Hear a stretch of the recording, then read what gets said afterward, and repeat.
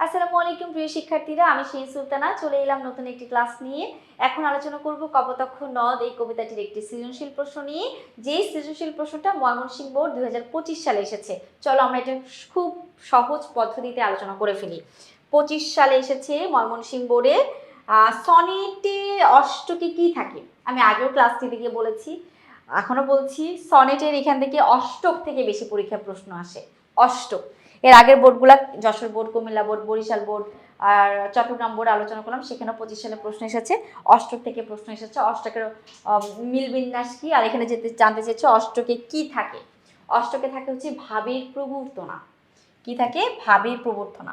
ক, আমাদের সনেটে অষ্টকে কি থাকে? ভাবের প্রবর্তনা থাকে। ভাবের প্রবর্তনা থাকে। খ, নিশার স্বপন বলতে কি বোঝানো হয়েছে ব্যাখ্যা করো।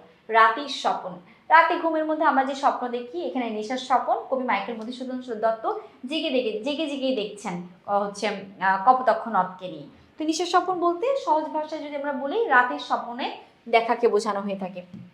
তো দেখি এখানে আমরা খ নাম্বার প্রশ্ন কি আছে।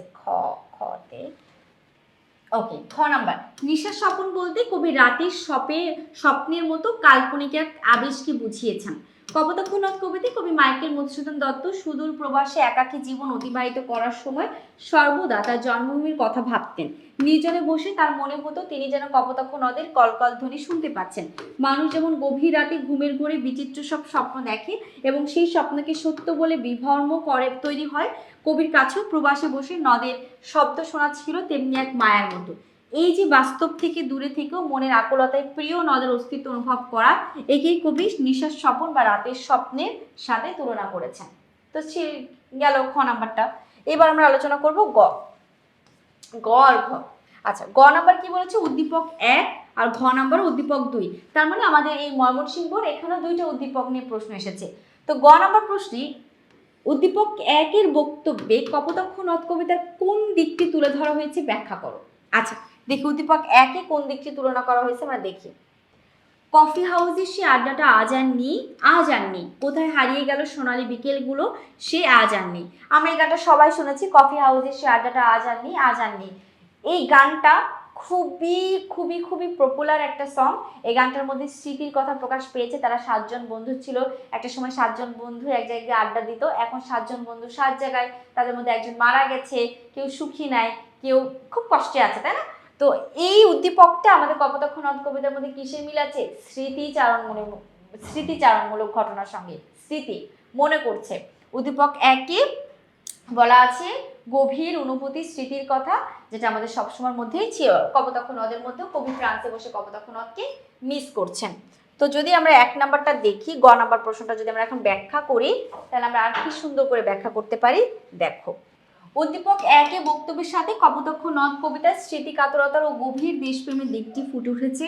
কপোতাক্ষ নদ কবিতায় মহাকবি মাইকেল মধুসূদন দত্ত সুদূর ফ্রান্সে বসে শৈশবের স্মৃতি বিজড়িত নদের কথা মনে করে আবেগপ্রবণ হয়ে পড়েছেন।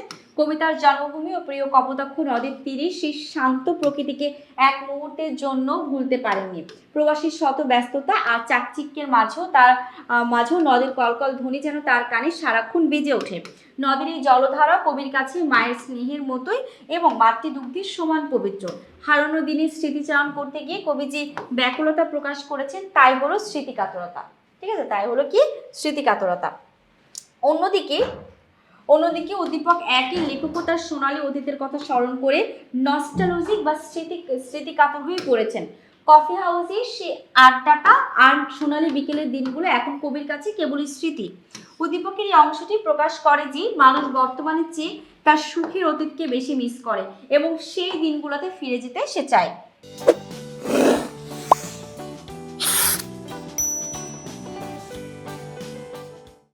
অতীতকে বেশি সেই দিনগুলোতে ফিরে যেতে চাই। পরিশেষে বলা যায় উদ্দীপক 1 এবং কপোতাক্ষ নদ কবিতা উভয় ক্ষেত্রে ফেলে আসা সোনালী দিনের স্মৃতি এবং সেই হারানো শৈশব বা আড্ডার প্রতি গভীর মায়া ও ফিরে পাওয়ার আকুতি প্রকাশিত হয়েছে। এই অভিন্ন স্মৃতিকাতরতার কারণে উদ্দীপকটি কবিতার মূল ভাবের প্রতিফলন ঘটায়। এ হচ্ছে আমাদের হলো এই গ নাম্বার প্রশ্ন, স্মৃতিকাতরতা। উদ্দীপক কফি হাউসে সে তার বর্তমান সময় বাদে পুরাতন যে স্মৃতি, সেই স্মৃতির প্রতি তার একটা মন ঢুকে আছে। স্মৃতির কথায় সে সারাক্ষণ মনে করতে করতে করার মধ্যে আছে, এই জিনিসগুলো আমরা লক্ষ্য করতে পেরেছি। এরা ছিল আমাদের তোমার হচ্ছে 5 নাম্বার সৃজনশীলের গ নাম্বারটা। এবার আমরা ঘ নাম্বারটা নিয়ে পড়বো। ঘ আছে উদ্দীপক 2 ও কপোতাক্ষ নদ কবিতার মূল সুর কি একই? মন্তব্যটি যথার্থ মূল্যায়ন করো। উদ্দীপক 2 ও কপোতাক্ষ নদের মূল সুর কি একরকম কিনা আমরা দেখি। ঋতু বৈচিত্র্যের সুন্দর জন্মভূমি আমার, বিচিত্র রূপ তার, শস্য শ্যামল ক্ষেত আমার, প্রিয় জন্মভূমি মা, তোমায় ভালোবাসি বেসুমার। এটা জন্মভূমির কথা বলেছে। ঋতু পরিবর্তন হচ্ছে, সুন্দর জন্মভূমি তার, বিচিত্র রূপ, শস্য শ্যামল ক্ষেত, সবকিছুই অর্থাৎ দেশপ্রেম, দেশের প্রতি, দেশের সৌন্দর্যের প্রতি সে মোহমুগ্ধ হয়ে আছে। উদ্দীপক 2 ও কপোতাক্ষ নদ কবিতা মূল সুর কি একই? আংশিক একই, পুরোটা কিন্তু একই না, কারণ কপোতাক্ষ নদের মধ্যে কবি আরো অনেক কিছুই বলেছেন, বাট আমরা এখানে ফুল এককও বলতে পারি। এখন আমরা ঘ নাম্বার প্রশ্নটা সুন্দর করে সাজাবো। দেখো কিভাবে এটা আমরা লিখবো, ঘ নাম্বার প্রশ্নটা কিভাবে লেখা যায়। উদ্দীপক 2 ও কপোতাক্ষ নদ কবিতা মূল সুর একই, মন্তব্যটি অত্যন্ত যথার্থ। কেন মূল সুর একই? কারণ উদ্দীপকে যে দেশপ্রেম এবং আসল সৌন্দর্য বা ভালোবাসার কথা প্রকাশ পাইছে কপোতাক্ষ নদ কবিতার মধ্যে, কিন্তু কবি তার শৈশবের স্মৃতি, কপোতাক্ষের কথাও কিন্তু এরকম গভীরভাবে বলেছেন, খুব ভালোবাসা দিয়ে, জোর দিয়ে তিনি বলেছেন তার দেশে বা তার কপোতাক্ষ হ্রদ সে মায়ের সঙ্গে মিলিয়ে খাঁটি বলেছেন। তো উদ্দীপকেও কিন্তু সেই দিকটি আছে। দেখো কপোতাক্ষ নদ কবিতায় মহাকবি মাইকেল মধুসূদন দত্তের তীব্র দেশপ্রেম ও স্মৃতিকাতরতায় প্রকাশিত হয়েছে। কবি সুদূর প্রবাসে থাকলেও তার মন পড়ে থাকে জন্মভূমি সেই নদীর তীরে। পৃথিবীর বহু নদ নদী তিনি দেখেছেন, কিন্তু কপোতাক্ষের মতো তৃষ্ণা কেউ মেটাতে পারেনি। নদের কলকল ধ্বনিকে তিনি ভ্রান্তির ছলনায় মায়ের স্নেহের মতো অনুভব করেন। মূলত স্মৃতির আবরণে স্বদেশের প্রতি তার যে অকৃত্রিম ভালোবাসা, সেটি কবিতার মূল উপজীব্য বা মূল উপাদান। এরপরে দেখো অন্যদিকে উদ্দীপক 2 বাংলার ঋতু বৈচিত্র্য বা প্রকৃতির প্রতি গভীর মমত্ববোধ ফুটে উঠেছে। লেখক সেখানে জন্মভূমিকে মা বলে সম্বোধন করেছেন এবং প্রকৃতির পরিবর্তনের মাঝেও স্বদেশের প্রতি তার অটুট অনুরাগের পরিচয় দিয়েছেন। এই অনুরাগই লেখককে তার শেকড়ের সাথে যুক্ত রাখে, যা দেশপ্রেমেরই বহিঃপ্রকাশ। এবার আসি, উভয় পাঠেই দেখা যায় স্বদেশ ও স্বদেশের প্রকৃতির প্রতি এক গভীর টান। কপোতাক্ষ নদ কবিতায় কবি নদীর জলকে মাতৃদুগ্ধের সাথে তুলনা করেছেন, আর উদ্দীপকে জন্মভূমিকে সরাসরি মা বলা হয়েছে। কবির শৈশব কৈশোর যেমন নদীর তীরে কেটেছে, উদ্দীপকের লেখকের আবেগও তেমনি বাংলার প্রকৃতির সাথে একসূত্রে গাথা। স্মৃতিকাতরতা দুই জায়গাতে দেশপ্রেমের আবরণ হিসেবে কাজ করেছে। পরিশেষে বলা যায় যে ভৌগোলিক অবস্থান ভিন্ন হলো, জন্মভূমি ও তার প্রকৃতির প্রতি গভীর যে টান, সে টানটার কথা এখানে আসছে, আমি একটু শেষ করি।